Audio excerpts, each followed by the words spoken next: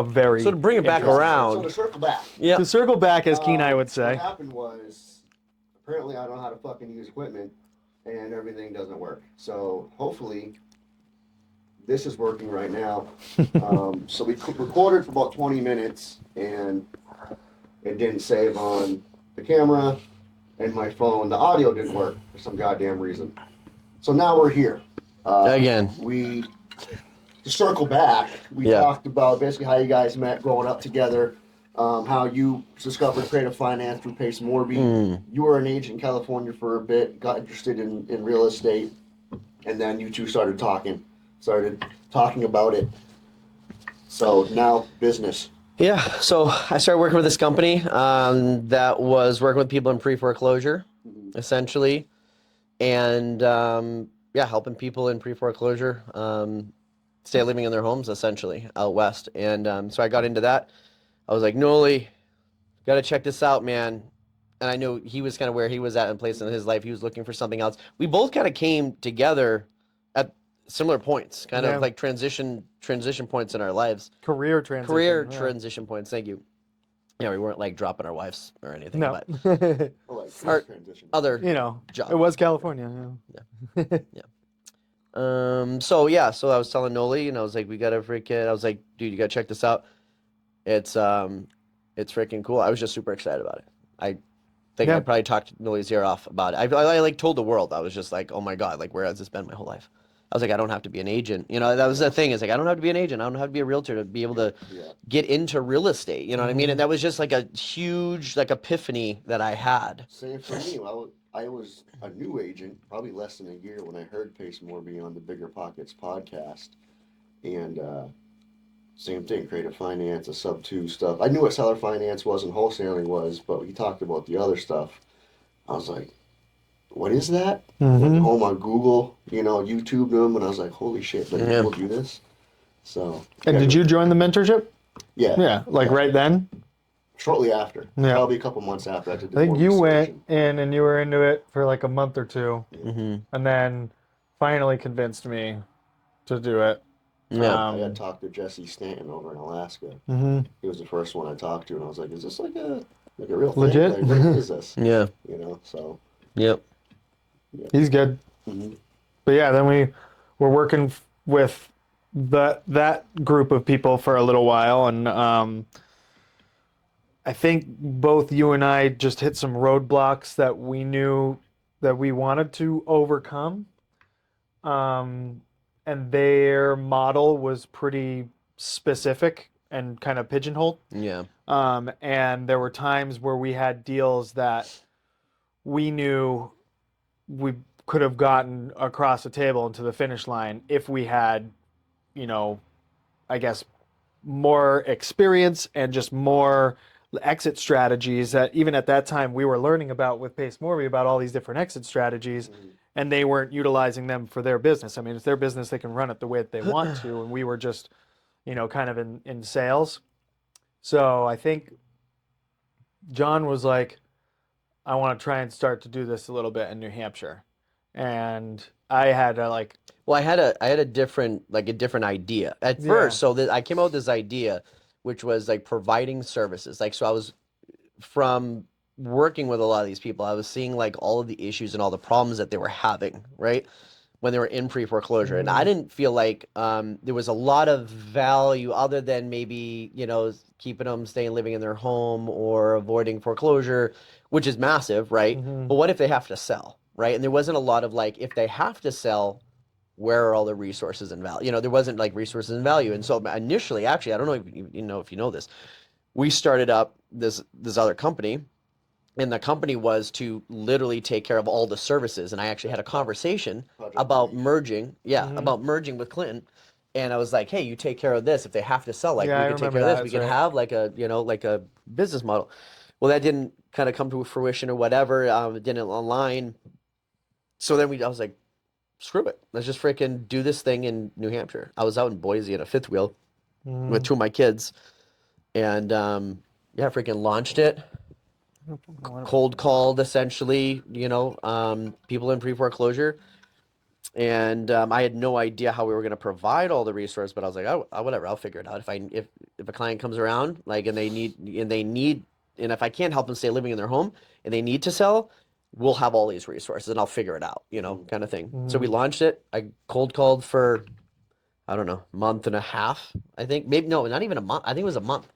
Was About a this month. before you like started the company? So I had a website up. I got the website up and running, and I literally started cold calling. And I cold called for maybe about a month, I think. How'd you come up with the name Unlocked Home Project? That was after. Unlocked Home Project was after. Project Relief. Yeah, this was Project Relief. Project Relief is how we all started. Kind of makes sense how you came up with that. Yeah, because the whole thing was to help alleviate, relieve people from what they're going through and all that sort of stuff, provide relief and stuff. But so then we moved back. I decided to move back, sold the fifth wheel, sent the kids and my wife home to our in-laws, her parents' house in Merrimack, New Hampshire, and then I met actually someone who's actually on our team now, Sean, that we're building Unlocked Land project and finding land, throughout New England and down south right now, and I'm locking that up to do. Subdividing, wholesaling, locking up creative deals, all that sort of stuff. Met him there, stayed with him for a couple of weeks, sold the fifth wheel, moved out here, and we closed. It was like 4 weeks later on our first deal. Yeah, and basically made 6 figures on our first deal. Almost, yeah. Yeah, and that's what. Yeah, that right there was like the proof in the pudding, the sauce. It was like, all right. Yeah. Now we have to like keep doing this. Like, this is possible. It's like money to dump into more resources and more marketing and advertising. And just proof of concept really was the major thing. It was a mindset shift for me. Sure. It was like, I think a lot of us go through our lives and we feel like we're only capable of like a certain threshold or a certain level. And then when you're thrown into a situation and you have to figure something out. And that was kind of where the situation was getting when I was out in Boise. I'm not going to go into a whole deep dive into that. But I was kind of going to that point. I was like, I got to figure something else out. I'm going to take what I've learned and I'm just going to cannonball into this freaking dive bomber. And I was still working for them. Yeah. And John was like, stop, please just we got come this. with me full time. Like, then we did that one deal or whatever. And I was like, all right, I'm done. Yeah.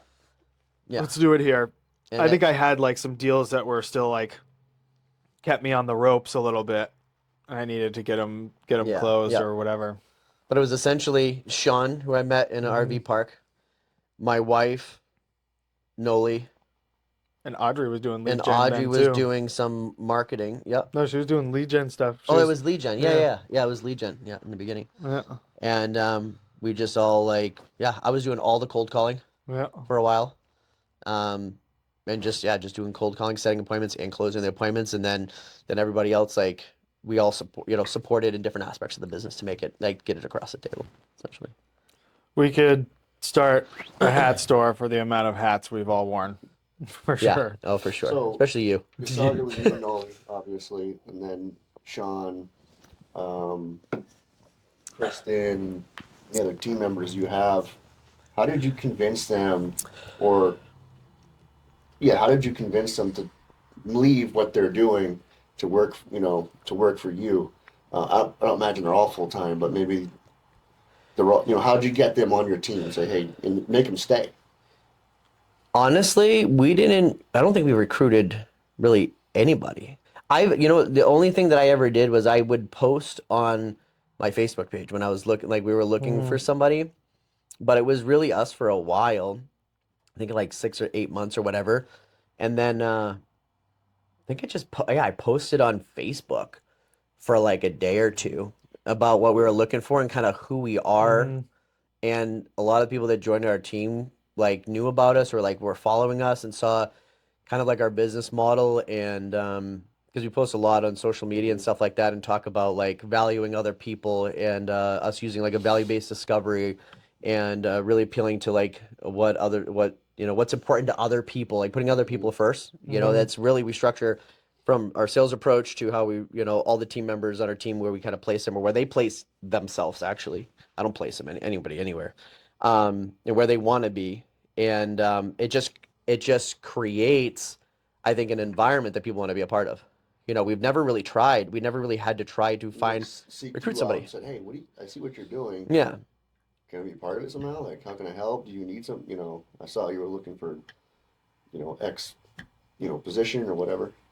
You think it was more people seeking you out and asking to be part of it than you kind of I think people just kind of I think people just kind of saw what we've been doing, and we kind of we kind of hit New England and hit it hard. Like I mean, we did, and I think our first 6 months, I think we did 8 deals. We closed 8 deals, I think, within 6 months or 5 months. No, I think it was 12 deals. I think it was 12 deals by January, I think. We started in like September, I think.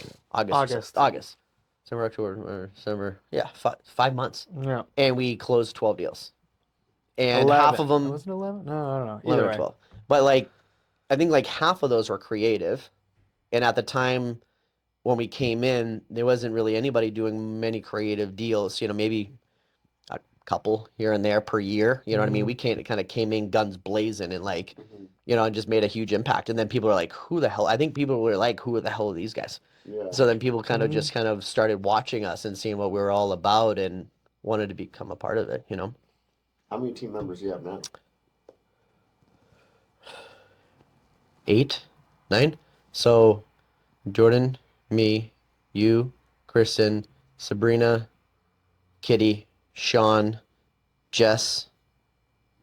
Forgetting anybody? Sorry if I forgot somebody. Selena. Did you say Sabrina? I did say Selena. Selena. I mean, I said Sabrina, but I just said Selena. So 9. Yeah. Yep. Cool. Yep. That's awesome. Yeah. So you're obviously you're growing. Well, we've done this. It's like Yeah. this and then that and then this and then that and then this and then that and then this and then that. It's like kind of growing and building and like even from the very beginning, like it's funny looking back at leads from 2-3 years ago because it's almost been 3 years With no intake forms. Yeah, just like what the heck were we thinking? No data correct like data allocation or KPIs or Nothing. like just It was even just the phone solely numbers. focus on the grind, like of getting deals. What you said, it goes like this, then like this, then like this, and I think going back in Doesn't go all the way. guys, It just kind of like a little bit and then comes out more. Adding new processes or improving on them.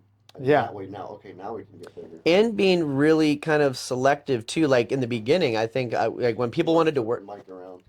When people were there we go. When people were first reaching out and we were like bringing people onto the team, we didn't really know what to look for, who to look for, what would work for us, what would vibe well, and kind of like connect with like the energy and frequency that our whole team had. Like we have our own kind of frequency. Weird energy.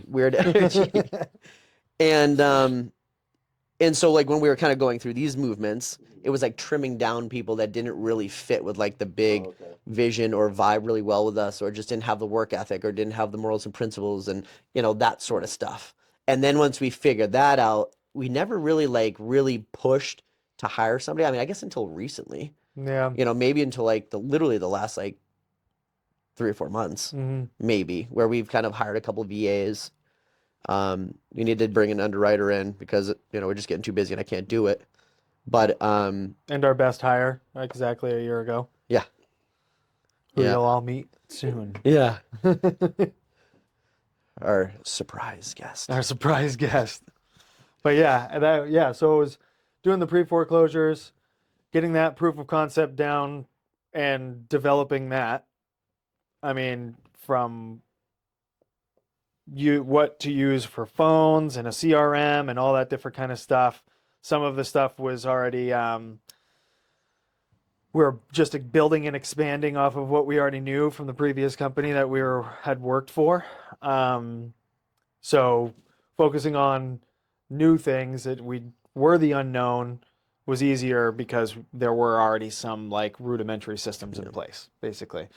And then building off of those systems and learning about like pre-foreclosures and truly how to help people, and like even the environment changed dramatically throughout the time that we started doing pre-foreclosures to where they are now because of certain COVID relief programs and certain like the memorandum that was going on, the HAF program, the different variations of loan modification products that were out there, like all different kinds of crazy stuff that in order for us to best serve our clients, we needed to know about all of that And stuff. we just totally niched down. Like, Yeah. like essentially, I guess Totally. what you're saying is like Yeah. we literally just focused on serving a certain population. Mhm. You know what I mean? Or a subpopulation of people in that would naturally come into the real estate industry, you know, and we would be able to help based off of our background and knowledge.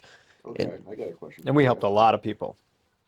So, obviously, well, maybe now it's more well known over the last few years. When you guys first started, nobody heard of this stuff.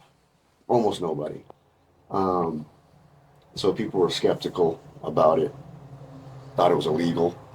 So how'd you guys address that? You know, Thinking the creative stuff was illegal? Sorry, yeah, like the creative yeah, or solutions? even like the people you're helping the pre-foreclosure, yeah, we're going to come in, we're going to save you. Obviously, you don't say it like that. Right. But you know, that's how they hear it sometimes, and they're like, "Oh, it's just another scam." So how do you combat that? Good question. Yeah. So, you know, so the company that we had was really, really unique because our first priority was to try to help people stay living in their homes. And we didn't make any money off of that. You know, that we gave out tens of thousands of hours to people that we didn't get paid for. When we would cold call and contact people, we're like, hey, you don't have to, you know, we're not, you know, essentially in a nutshell, this was exactly what I would say, but in a nutshell, you know, we're just kind of calling to follow up or to check in on you, make sure that you have all the education and resources that you need to try to stay living in your house. Or if you're looking to move or that's the best decision for you there, we'd be able to, you know, help serve you in that situation. But, you know, regardless of whatever you choose, like we don't really care, you know, it's up to you. We're just here to support you through the process. And we were like, that was literally our objective, was to just help people. And yes, some situations like they didn't have any other options, right? And we helped them sell or connect them with, you know, one of our other companies that helped sell the deal to other buyers for them. But that was kind of, you know, how we approached it, was Leading just with value. leading with value and just being organic. And So just to play devil's advocate Yeah. here, you call me, you know, you look at your software and see that I've been pre-foreclosure, or you look at the public notices, and then you just cold call me and say, hey, this is who I am, this is what I do, like what you just said. I'm going to go, okay, who are you? Why do you want to do this? What do you mean you're not going to get paid? What's the catch? What's the catch? Yeah, no, that's a good point. The catch is really just to help you. We are a for-profit company. If, you know, in a worst case scenario, you had to sell your house, we'd be happy to serve you. Okay. But my objective and our goal here is to help you try to figure out how to stay living in the house, because there's a couple different options out there.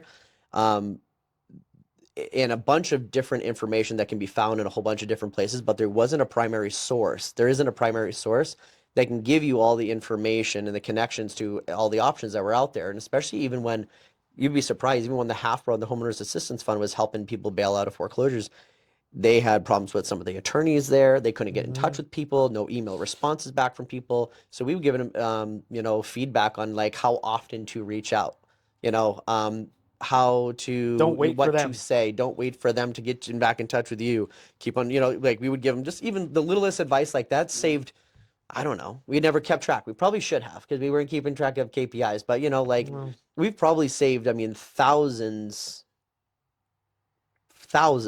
of people to stay living, you know, saved them from foreclosure so they could stay living in their home. And there's no true handbook for homeowners on how to That's deal the with thing. deal with a pre-foreclosure or anything like that, right? Like there might be some information in your like mortgage origination documents or your mortgage contract and stuff like that about like kind of, I guess, what to That no do. one's going to read or even understand if they do. What happens if it's 20 years later? Like, Yeah. do you know how many different programs have gone in and out of activity just in the past 4 to 5 years? Never mind 10, 15, 20 years. So essentially, we've become like a current handbook for these people to, you know, help themselves. You know what I mean? Because you can only help people so much. Some people won't help themselves. You know what I mean? And a lot of times too, like, you know, we had a family friend that went through foreclosure, and ended up getting, pretty screwed by it because they didn't have the right ammunition. They didn't have the right information in order to And this is protect something that themselves. happened before you guys were in business, or the Yeah, pretty much. Yeah. Yeah. And before we knew what we knew, right? that's for right. sure. Right. So then as, um, what do they call it? Not redemption, as reparations or whatever the heck it is, you go and you help out hundreds of people instead.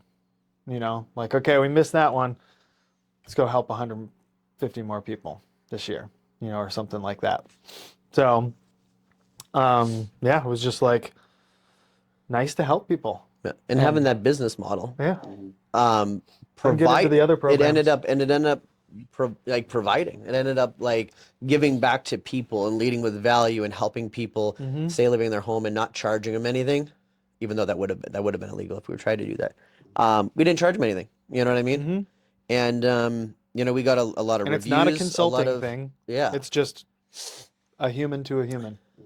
Yeah, from experiences we went through, with other people in these similar Sometimes situations. they like you so much they give you cool stuff. Yep. Oh yeah, yeah. This bad boy right here. We'll get into the Viking stuff later. But yeah. So yeah, then get into the programs too. So like the relocation, you're saying. So what we ended up developing through Project Relief in the very beginning was we found a lot of people. One of their biggest problems was, there was a ton of people that we talked to that were like, you know what, I'm just digging my heels in and I'm gonna run it through. I'm gonna go to foreclosure and I'm not moving. And they didn't know what would happen after. And they couldn't find a place to live. I mean, we're still in a housing crisis, in New Hampshire and Maine. And so what we started up was a home search program. And so that my wife essentially ran or headed.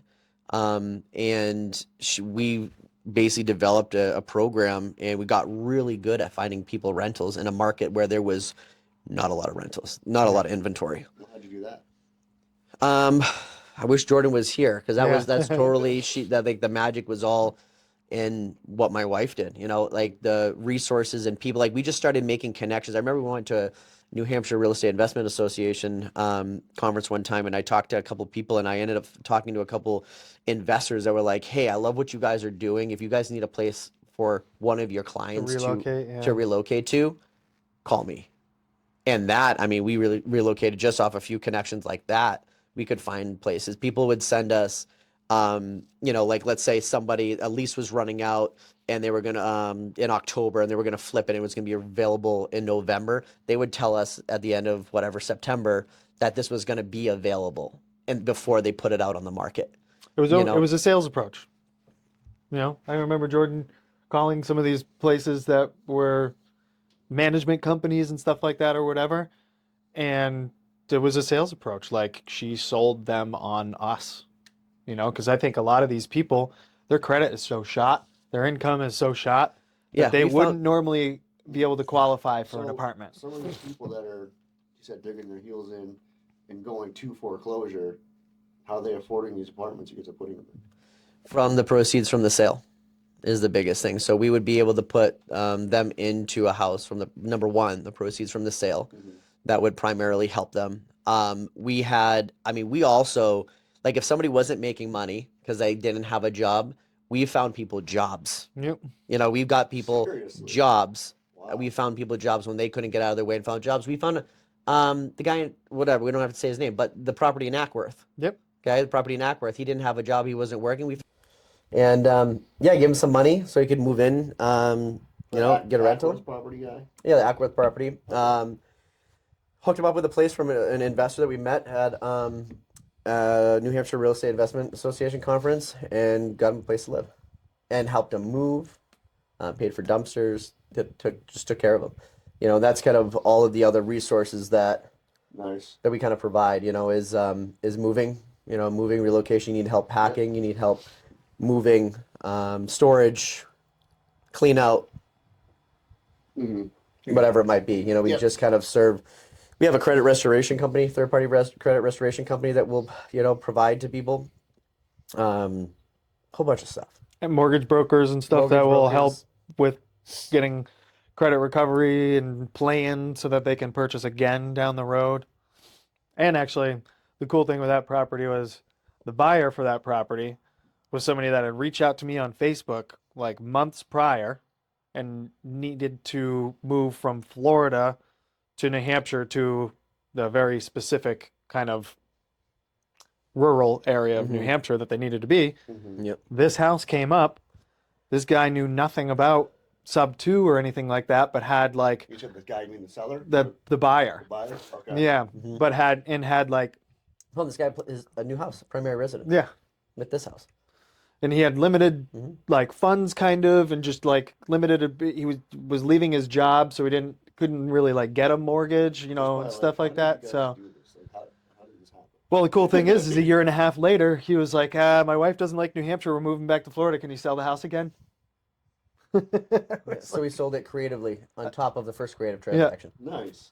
To like another investor, or like just a regular buyer? Flipper. Flipper. Yep. Okay. Yep. Mm-hmm. So, yeah. Full circle on that one. That was crazy.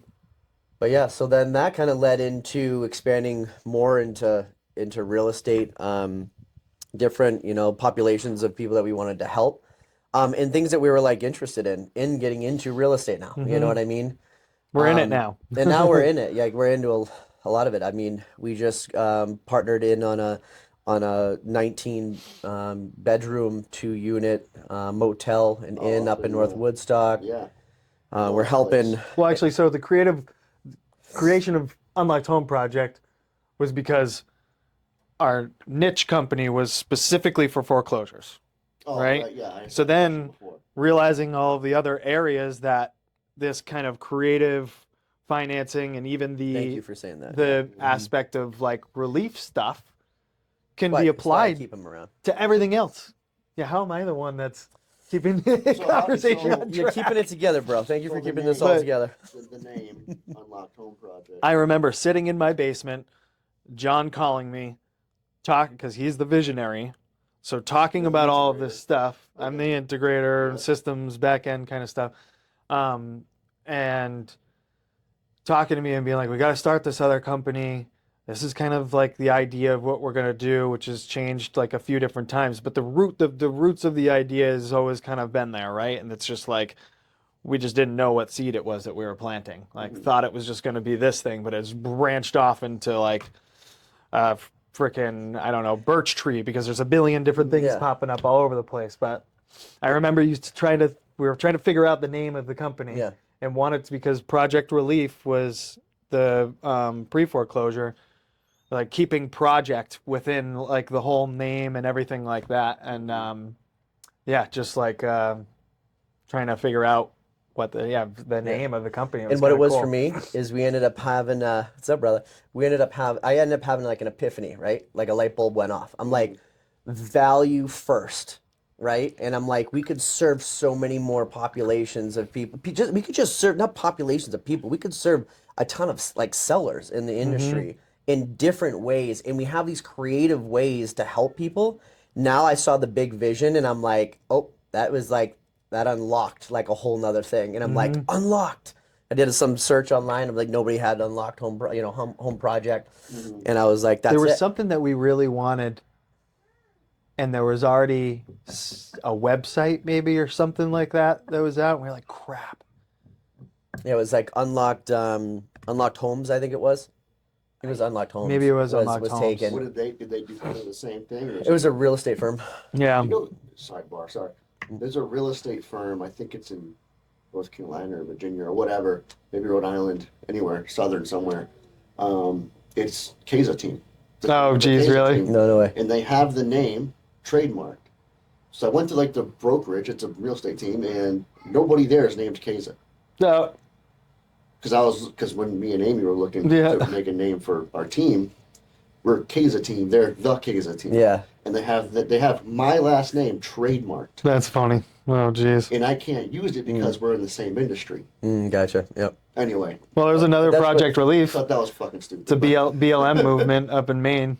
Oh, really? So it's completely different industry. Yeah, so but they're good. Yeah.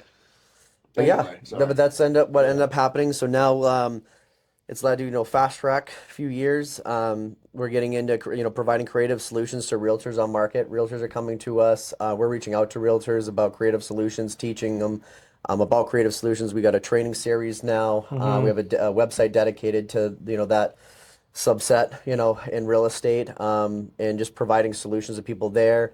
We locked up, like I said, that motel and inn that we have up north.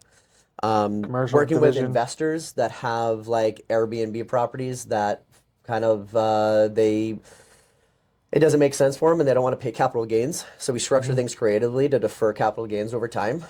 If you can't do a 1031, it's the second best option, We're Wait, doing what? that. So you don't do a 1031 because they'll pay. Well, no, that's not capital gains. But what's the other option? So 1031, so you can, basically how a 1031 works is you don't have to pay any capital gains on a 1031. There's all these Defer taxes and all that shit. regulations or whatever surrounding that I won't get into, but if some people can't do a 1031, they don't have enough time, they can't find the property, they can't do blah blah blah blah blah. They don't have enough equity to maybe put it into a 1031, stuff like that. Then deferring capital gains, carrying the equity over time, doing a creative deal can save massively I on see what you're saying. taxes. Yeah, that's a pretty good strategy. So we have a lot of Someone's people. gonna watch us and go, wait a minute, Yeah, contact us. I'm gonna contact John. Yeah, No. let's talk. Yeah. I'll help you out. So yeah, that's how, I mean, what we're doing kind of, how it's kind of snowballed. And that's what we do kind of full time now is just serve a bunch of different types of people, sellers, realtors, buyers that are looking for opportunities and providing solutions and providing like massive value, in and among real estate. Awesome, dude. Yeah. Yeah. Kristen, do you want to come on? Come on. Come on in, Let's talk Kristen. about your experience with. Yeah, so let's meet another Yeah. team member who happens to be here. I'll swap my mic out. We got Kristen and Christian. You.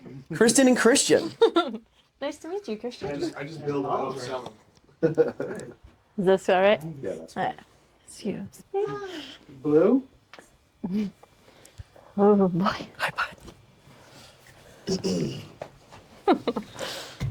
Kristen Hey. Halls. Halls. Yep. Kristen, the Shield Maiden. Oh, Halls. excuse me, the acquisition. Shield Maiden. No, it was Viking. No, acquisition Viking Shield Maiden. Yeah. Yeah, that's her role in Unlocked. Official title. Yeah. So obviously your name's Kristen Halls. I'm not going to say introduce yourself because I just did that for you. But what did you do before this, and how did you get into this, and why did you want to join Jonathan's team?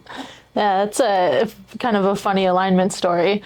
I, like them, had kind of jumped a few different careers, to get to this point. So I went to school for interior design, interior architecture. Oh, nice. Worked in that field for 8 years, I think. Got super burnt out because I was really pigeonholed and it was hate cubicle life.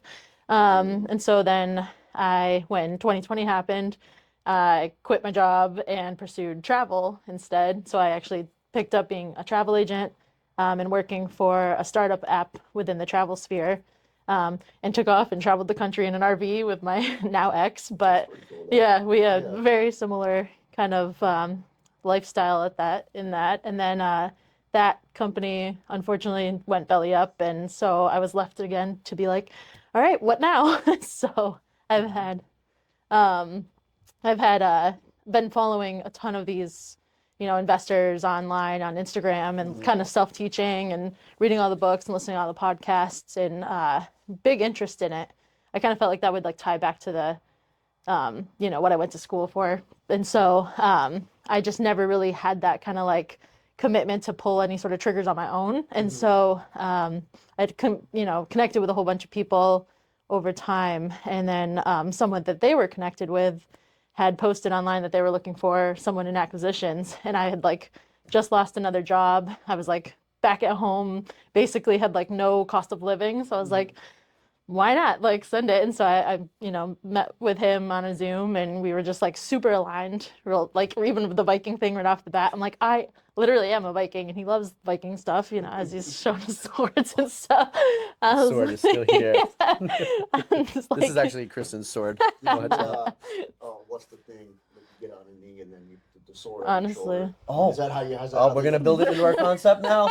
Yeah. I'm gonna anoint. Like, you're officially not Kristen a part tonight. of the team until you get anointed. Yeah, he does send Yeah. out when you get your first deal. He sends out the Viking horn, so I do have one at my house now, which is proper. cool. Yeah. So, Yeah. so I joined the team. I think you had one vision originally, and then things shifted. So then I ended up on the project relief side, doing all of the pre-foreclosure stuff, cold calling, just sitting in it, So and when you then started with Jonathan, what was your experience in real estate? next to nothing. Okay. I just like can speak the language because I've read enough books and stuff. And so I Right. basically was like, hey, I have absolutely nothing on my resume to make you want to hire me, but I can talk to people. I'm really good with empathy. Good enough. We'll teach you. He was like, Yeah. all right, sold. I can learn fast. I've changed careers 1,000 times. Like, I pick up everything. Yeah. Like, take a risk on me. I can Yeah. How long has do it been since you've been in it. Just a year. there? You Yep. said This week. Mhm, this week. It's been a year. Yeah. Okay, cool. Yeah. Yeah. All So right. it's been cool. And then, since I've been with them, we've kind of shifted a bit too, and now we're taking on more and expanding. So Yep. big things. Kristen's starting to get into like doing other leads now and serving other people, in different situations and stuff like that. So now kind of expanding, that right now. So it's kind of cool. Like seeing where Kristen started, and kind of where she's at now and where she's kind of going and stuff too. Okay. So yeah. So what's your vision? Because you're a visionary. What's your vision for Kristen in the future? Vision for Kristen is to get her where she wants to be in real estate. Mhm. It's kind of the big vision, and kind of show her the ropes, which she's pretty much slayed since she's been on No pun been intended. been on with us. So yeah, you've absolutely killed it, over the last year. What are you doing right now? What's your main role right now? Right now, still focusing on the acquisitions for the pre-foreclosures. Okay. We're primarily New Hampshire and about to expand into Massachusetts. So I'll be Okay. heading that up, and then also handling any sort of inbound people who reach out to the company as well. Okay. Yeah, it's been cool because I feel like it's been evolving too. So I feel like we're always learning something new and shifting the way that we're doing things. Getting to learn about different situations that people bring to us, and especially now the way that stuff has shifted in the last year is, with these half program and stuff drying up a lot, there's a lot of people with a lot less options now. We're seeing a ton of these modification scam companies coming out.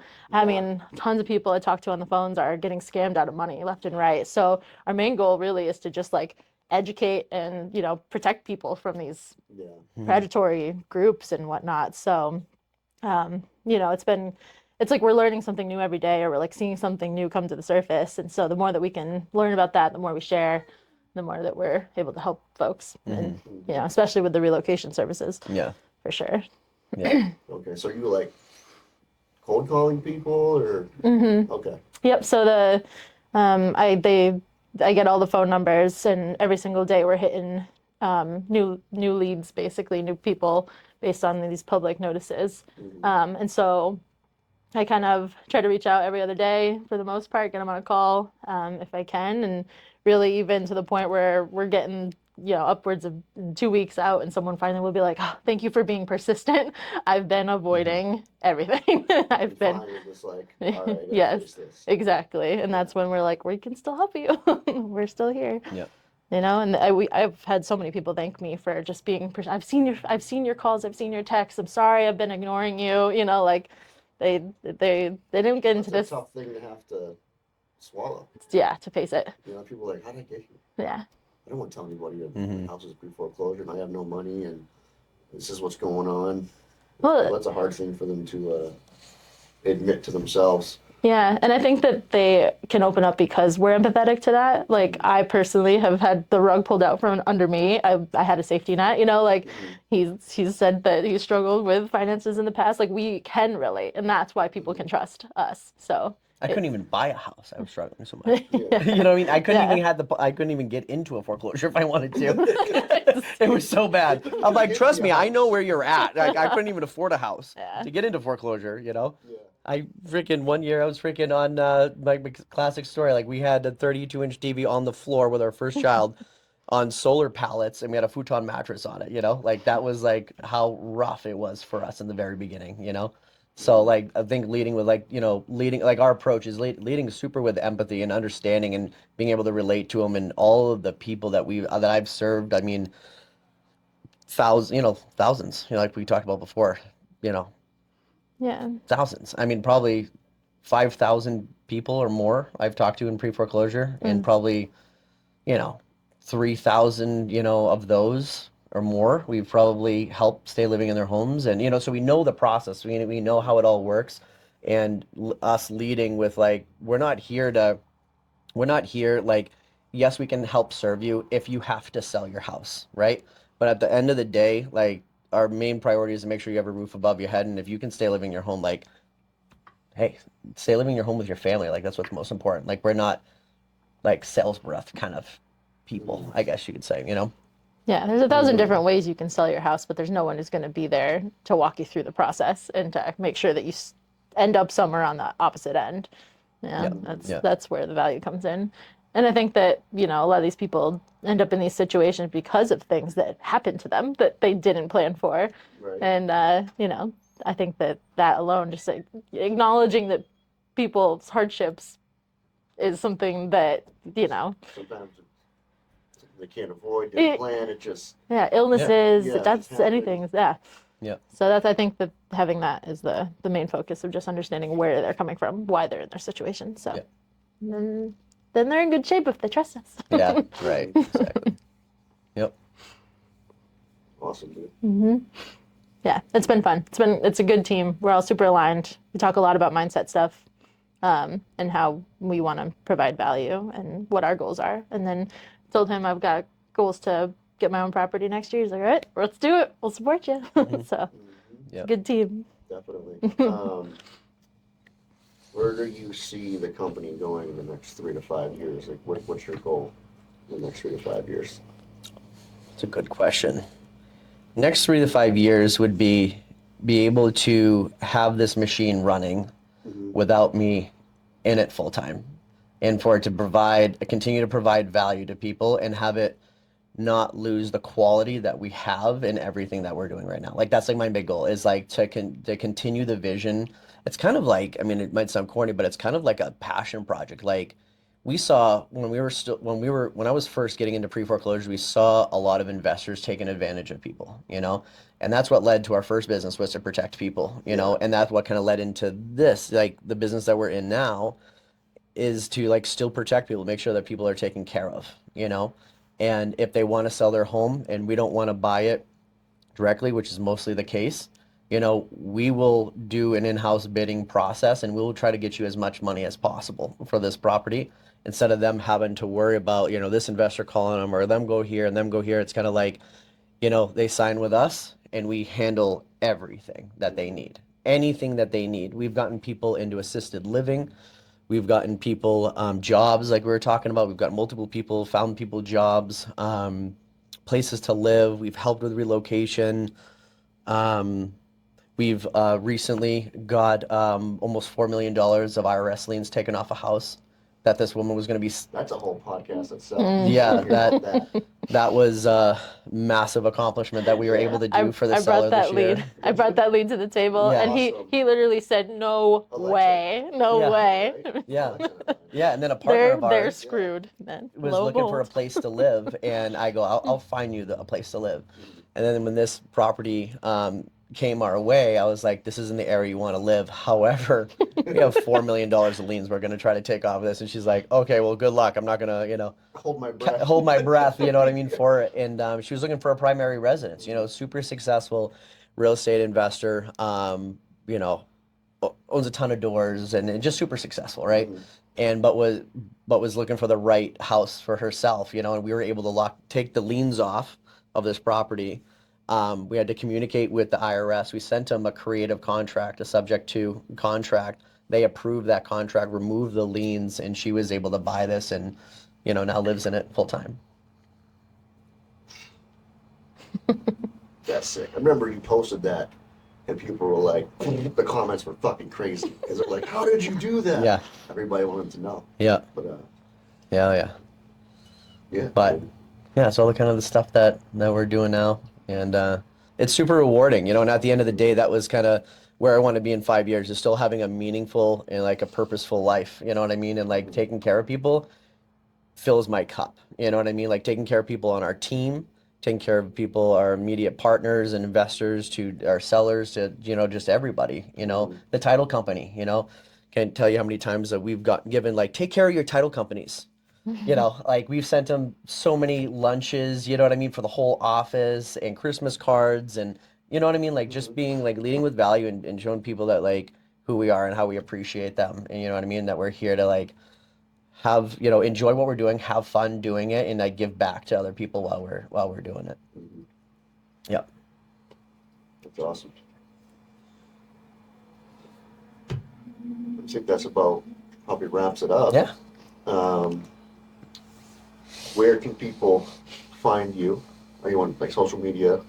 Are you a big social media person or not really? Not so much anymore. I think No. we're all over on Facebook now Or at this Facebook. point. Instagram, yeah.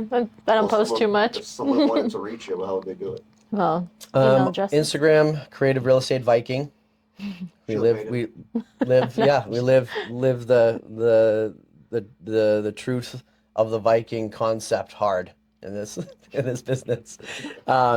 So you can find us on Instagram with that, on Facebook, Unlocked Home Project, or you can look me up, Jonathan Stratton, on Facebook.